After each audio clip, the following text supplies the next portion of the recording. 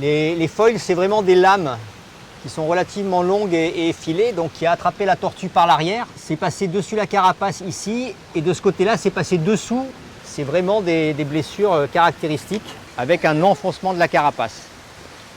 Et donc on met de la résine sur les endroits où l'écaille est saine, avec des petits crochets en métal, et ensuite avec des fils de fer, on va rapprocher et maintenir ces morceaux de carapace. Et normalement, à terme, la carapace va retrouver à peu près sa forme initiale. On va la retourner sur un pneu de façon à pouvoir voir comment a évolué sa blessure dessous. Voilà. Le foil, il est passé comme ça, ici, et donc il a brisé la nageoire qui est là. Pour que la tortue soit calme, on lui met les mains sur les yeux pour qu'elle soit dans le noir.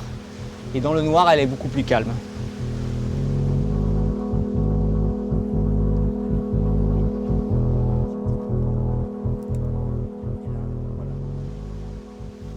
Les collisions en fait ont lieu dans les zones où sont arrivés les premiers engins à foil. Les premiers, ça a été des bateaux qui servent à faire de la vision à fond de verre. Donc quand ils sont ralentis pour faire la vision sous-marine, ils vont très lentement, donc ça ne pose pas de problème. Par contre, dans les rotations, c'est là qu'ils accélèrent pour se mettre sur leur foil et pour raccourcir les délais de rotation. C'est des lames très coupantes qui sont mises sous les engins flottants pour leur permettre, lorsqu'ils atteignent une certaine vitesse, de se surélever par rapport à l'eau, donc de diminuer la traînée et du coup d'aller plus vite. C'est pratique pour aller vite, hein, mais par contre c'est extrêmement dangereux pour la faune marine et notamment pour les tortues, parce que la traînée étant moins importante, elles les entendent arriver de moins loin.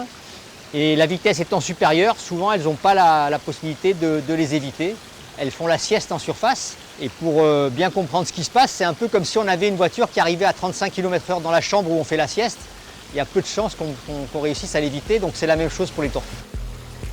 On était à 1 à 2 tortues par an jusque dans les années 2018. Et là, ces dernières années, on est à 6-7 tortues par an qu'on récupère blessées ou mortes à cause de ces blessures avec les bateaux. Donc ça montre bien qu'il y a vraiment eu une augmentation de ce type de blessures.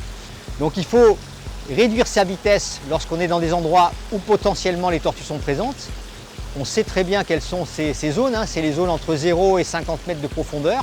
Et puis il faut toujours avoir quelqu'un à l'avant du bateau pour surveiller qu'on n'a pas sur sa trajectoire une tortue, des mammifères marins, voilà, qu'on risquerait de blesser lorsqu'on va trop vite. Donc les tortues qui ont des opérations lourdes comme Choca et comme Speedy ne sont pas opérées sur Kélonia. Donc on les amène à une clinique vétérinaire à Saint-Pierre. Donc là on voit bien le trait de fracture, hein. Donc c'est bien refermé. C'est solide, hein. Donc il n'y a pas de problème.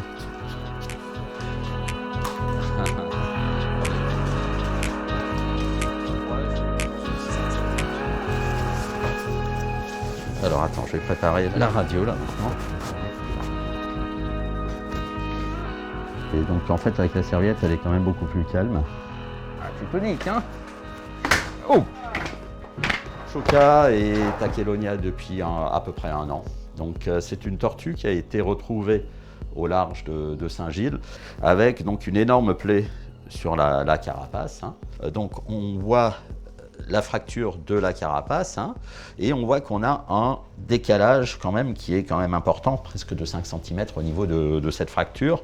Ce trait-là devrait être dans le prolongement de ce trait-là, hein. On a mis en place un traitement pour colmater en fait cette brèche. En fait, on a décidé de mettre en place une résine qu'on voit ici. Dans ces résines, on a coulé des crochets, donc ça a évité de faire des trous supplémentaires dans la carapace. Et on a rapproché les bords de la plaie par des câbles. On va d'abord développer la radio. Donc ça c'est la radio de contrôle d'aujourd'hui, hein. On a vraiment un très bel alignement au niveau de la partie frontale de la carapace. Au niveau du positionnement des omoplates, tout est bien positionné en fait, hein. C'est bien symétrique, hein. Il n'y a pas de problème là.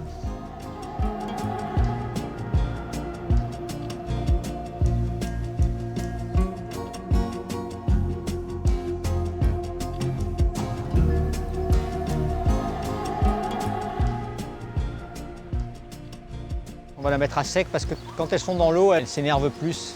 On remarque Choca, c'est une tortue qui est nerveuse, donc elle risque de s'énerver de toute façon, mais bon. Il est en train de courir derrière là. Et c'est bien, ça lui fait de la kiné.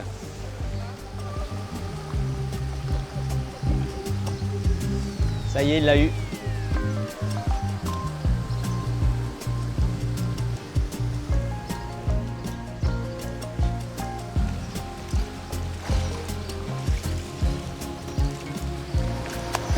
On va la mettre là.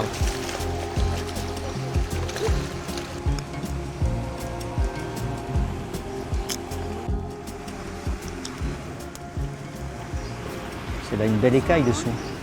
C'est bon Choca, on va pouvoir la relâcher. La cicatrisation est vraiment belle. Elle se fait un petit tour de piste parce qu'elle aime bien la caméra. C'est une vraie star.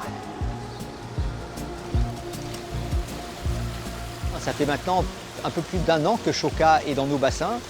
Là, elle est en fin de convalescence et donc on pourra la relâcher bientôt. Donc là où elle a été capturée, donc là aussi où elle avait été percutée par un bateau, pour que les usagers qui sont présents dans cette zone-là sachent que Choca est revenu sur place et donc il faut essayer d'adapter les comportements pour lui laisser toutes ses chances de survie.